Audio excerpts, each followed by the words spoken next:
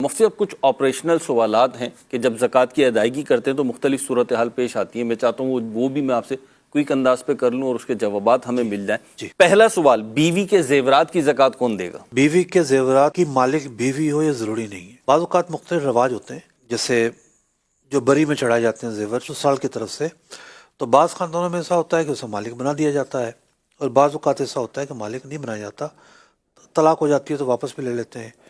تو یوں بیوی کے جو زیورات ہیں وہ کئی طرح کے ہوتے ہیں. ایک وہ ہوتے ہیں جو واضح ہوتے ہیں کہ جناب شوہر کی طرف سے گفٹ ملا ہے یا سرات کر دی جاتی ہے. ایک وہ زیور ہوتا ہے کہ جو بیوی اپنی میکے سے لے کر آتی ہے اس کی وہ خود مالک ہے.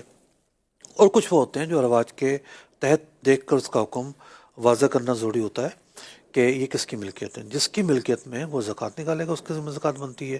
بیوی کی ملکیت میں ہے تو بیوی نکالے گی. ہاں، بیوی کی اجازت سے شوہر نکال دیتا ہے تو اس میں کوئی حرج بھی نہیں ہے، لیکن بیوی کے لیے عذر نہیں ہے میں کہاں سے نکالوں. بھئی اللہ نے آپ کو دیا ہے تو آپ کچھ نہیں آپ کے پاس تو آپ اس کو تھوڑا سا بھیج دیا کریں ہر سال.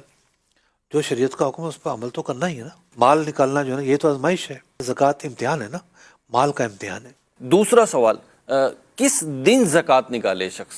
دیکھیے زکوٰۃ ایسا نہیں کہ رمضان میں نکالنی ہے، ایسا نہیں کہ کوئی ایک تاریخ جو ہے وہ مرضی سے بندہ فکس کر لے. جس دن پہلی مرتبہ صاحب نصاب ہوا اسلامی مہینے کے اعتبار سے، اس کو سامنے رکھ کر اب صاحب نصاب ہی ہے یہ، تو اب وہ جب وہ یہی دن آئے گا تو اس دن زکوٰۃ فرض ہوگی.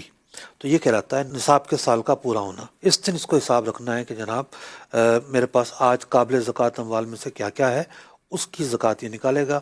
اب اگر یاد نہیں ہے تو ہزاروں مسائل کے اندر شریعت نے حکم دیا ہے کہ ظن غالب سے کام لے. تو یاد نہیں ہے تو ظن غالب سے کام لے. اگر یہ سمجھتا ہے جو میری پریکٹس ہے وہی میری زکوٰۃ کا سال بن رہا ہے، اسی پر ظن غالب ہے، تو پھر اسی کو فالو کر لے. اور پھر سارے حساب جو ہیں اس کو سامنے رکھ کر ہوں گے. بعض اوقات یہ ہوتا ہے کہ ایک دن پہلے قابل زکوٰۃ اموال میں سے کوئی چیز ہوتی ہے، وہ گھر تھا جیسے مثال کے طور پر اس نے بیچ دیا، اب وہ لکوڈ ہو کر کرنسی کی صورت میں آ گیا. گھر پر زکوٰۃ نہیں تھی لیکن لکوڈ پر زکوٰۃ موجود ہے. تو یوں بہت سارے مسائل ہوتے ہیں جو ایک دن کے فرق سے اس کے نتائج ظاہر ہوتے ہیں. تو یوں سال کا حساب رکھنا بہت ضروری ہے. تیسرا سوال، جس پر زکوٰۃ فرض ہے اسی کو صاحب نصاب کہیں گے صرف؟ نہیں، ایسا نہیں ہے. جس پر زکوٰۃ فرض ہے وہ بھی صاحب نصاب ہے، اور جو زکوٰۃ لے نہیں سکتا مالی حیثیت اس کی ایسی ہے کہ زکوٰۃ تو فرض نہیں ہے، ٹھیک ہے، لیکن زکوٰۃ لے بھی نہیں سکتا، وہ بھی صاحب نصاب کہلاتا ہے، اسے غنی کہتے ہیں. ٹھیک. فرق کیا ہے کہ جب ہم زکوٰۃ نکالنے کی بات کرتے ہیں تو ہم مخصوص چیزوں کو شمار کرتے ہیں. صحیح ہے. کہ جی سونے پر زکوٰۃ فرض ہے، چاندی پر فرض ہے، مال تجارت پر، کرنسی، پرائز بانڈ، چرائی کے جانور، ان پر فرض ہے. ٹھیک. تو ان کو سامنے رکھ کے ہم دیکھتے ہیں کہ صاحب نصاب ہے یا نہیں ہے. صحیح. لیکن جب ہم زکوٰۃ لینے کی بات کرتے ہیں، کس کو دے سکتے ہیں، کون لے سکتا ہے، تو پھر ہم سارے اس ساز و سامان کو گنتے ہیں جو حاجت اصلیہ اور ضرورت سے زیادہ ہے. ٹھیک. اب اس کے بستر زیادہ ہیں، اس کے کپڑے زیادہ ہیں، اس میں زیب و زیبائش کی چیزیں ہیں، اس کے پاس اضافی حاجت اصلیہ سے جو بھی زائد چیزیں ہیں، ان سب کو شمار کر کے وہاں بھی شمار یہی کرتے ہیں کہ جو 52.5 تولہ چاندی کی رقم ہے اس کے برابر یا اس سے زیادہ ہے تو اب یہ غنی ہے، صاحب نصاب ہے. یعنی جو قربانی کا معاملہ ہے، جو صدقہ فطر کا معاملہ ہے، اس میں اسی کو صاحب نصاب کہہ رہے ہوتے ہیں، غنی کو. لیکن اس پر زکوٰۃ ممکن ہے فرض نہ ہو لیکن یہ زکوٰۃ لے نہیں سکتا.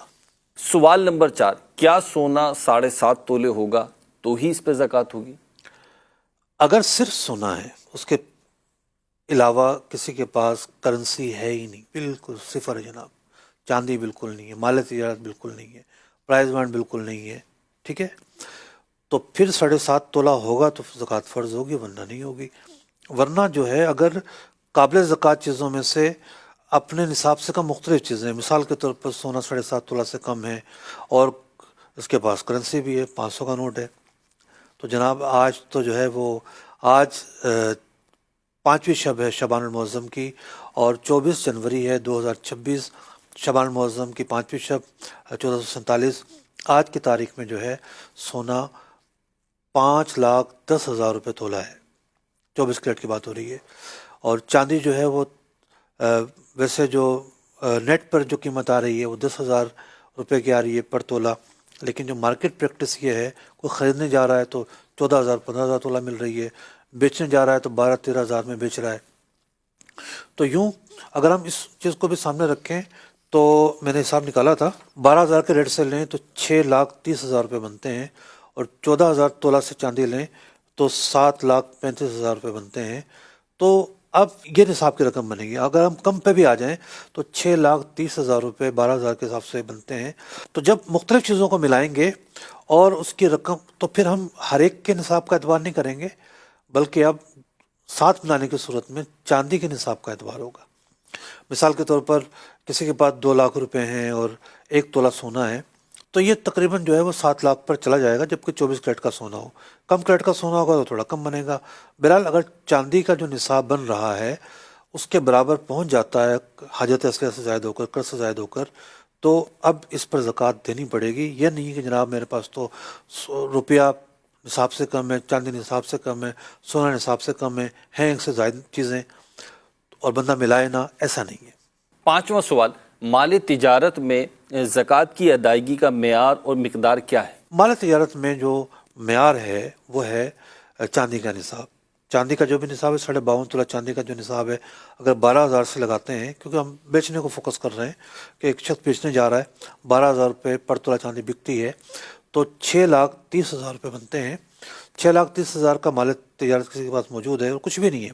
ویسے تو تاجروں کے پاس ایسا نہیں ہوتا کہ جناب مال تجارت کے علاوہ کچھ اور نہ ہو، تو مال تجارت کے ساتھ کرنسی ہے، دونوں مل ملا کے چاندی کے نصاب کو پہنچ گئے تو اب اس پر زکوٰۃ دینی ہوگی جبکہ شرائط پائی جائیں۔ اگر قابل زکوٰۃ اموال جو ہیں وہ ملانے پر بھی چاندی کے نصاب کو نہیں پہنچتے تو زکوٰۃ فرض نہیں ہوگی، یا پہنچتے ہیں کہ قرضہ ہے، قرضے کو نکال کے باقی نہیں بچتا، یا حاجت اصلیہ یعنی سال کا راشن رکھنا ہے، اس مہینے کی یوٹیلیٹی بلز ہیں، بچوں کی فیسیں ادا کرنی ہے، کرایہ ادا کرنا ہے، کرنٹ مہینے کے جو اخراجات جو ہیں وہ جو پیبل ہیں اس کو مائنس کرنے کے بعد نصاب کے مقدار، چاندی کے نصاب کی مقدار مالیت نہیں بچتی۔